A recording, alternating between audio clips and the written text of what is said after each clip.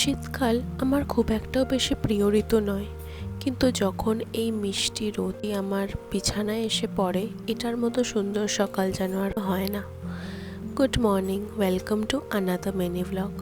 আজকে হচ্ছে একটা শনিবার, তো অ্যাজ ইউজুয়াল আমি জিম দিয়েই দিনটাকে শুরু করি। আজ ছিল অ্যাপস ডে, কিন্তু তেমন কিছু রেকর্ড করার সুযোগ হয়নি আজকে।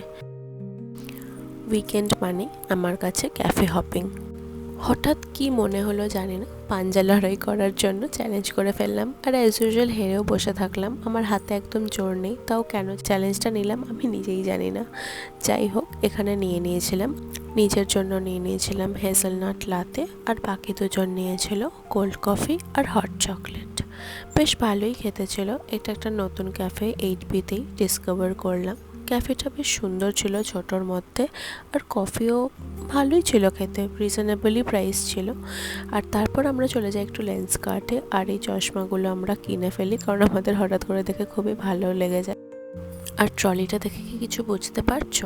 পরের ভ্লগে না হয় বলবো বাকি কথাটা।